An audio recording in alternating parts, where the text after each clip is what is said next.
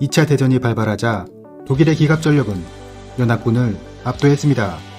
미국은 이에 대항하기 위해 M4 셔먼이라는 새로운 전차를 개발했지만 독일의 5호 전차와 6호 전차의 성능에는 미치지 못했으며 이러한 성능 부족을 만회하기 위해 셔먼을 5만 대나 생산해 질보다는 양으로 승부했습니다.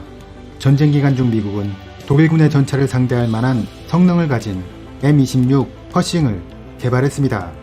퍼싱은 90mm 주포를 가지고 있어 88mm 포를 가진 독일군 티거 전차를 충분히 상대할 수 있을 것으로 보였지만 이 전차는 전쟁 막바지인 1945년이 되어서야 실전 배치되어 제대로 된 활약을 보여주지 못했습니다. 전쟁이 끝나고 냉전이 시작되자 이제 미국의 적은 독일에서 소련으로 바뀌었습니다. 1945년 9월 베를린에서 열린 승전 퍼레이드에서 소련은 새로운 중전차 IS-3를 선보였습니다. 스탈린 전차라고도 불린 이 모델은 퍼싱에 90mm 주포를 압도하는 122mm 포를 장착하고 있었고, 이어 개발된 중형전차 T-54는 공격력과 방어력을 두루 갖추고 있어 서방 세계에 큰 위협이 되었습니다.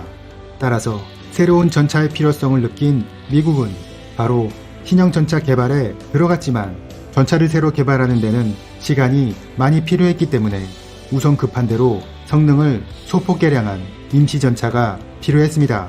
그래서 M26 퍼싱의 500마력 엔진을 800마력 엔진으로 교체해 기동성을 향상시킨 새로운 전차 M46을 개발합니다. 이것이 패튼 전차의 시작입니다.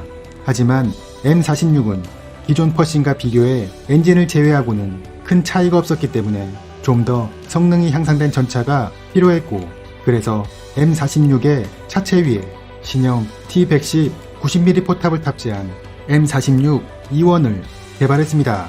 그리고 1951년 이 전차는 M47이라는 이름으로 제식 채택되었고, 이때부터 미군과 동맹국들에게 빠르게 공급되었습니다.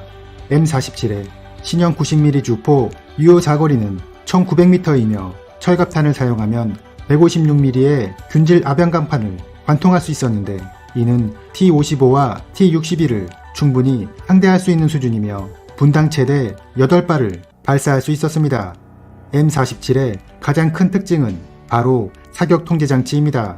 광학거리 측정기와 연동되는 탄도 계산기를 장착하고 있었는데, 기존 전차의 포수들이 목표를 육안으로 관측하고 대략적인 거리를 측정했던 것과 달리 이것은 포수가 목표물을 조준하면 거리와 발사각이 자동으로 산출되고 여기에 적합한 탄종까지 계산되는 장치였습니다. 다만 이 광학 조준기가 설치된 위치는 계속 문제로 지적되었습니다. 조준기가 포탑의 전면에 배치되도록 설계되어 차량이 기동하거나 포를 사격할 때 생기는 진동으로 인해 조준기가 작동을 하지 않는 경우가 자주 있었기 때문입니다. M47은 800마력의 가솔린 엔진을 장착하고 있는데 최대 속도는 시속 48km로 알려져 있으나 가솔린 엔진 특유의 가속 성능을 발휘하면 최대 70km도 가능한 것으로 알려져 있습니다.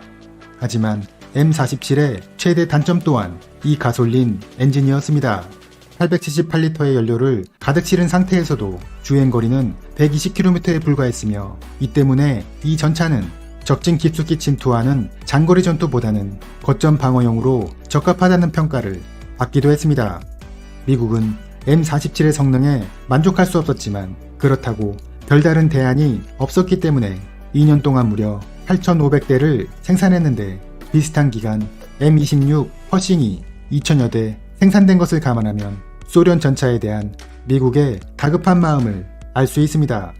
하지만 미국은 곧 성능이 향상된 M48이 개발되자 이 많은 전차들을 일선에서 과감히 퇴역시켰고, 이렇게 운용된 지 얼마 안 된 M47은 동맹국들에게 공유되었습니다.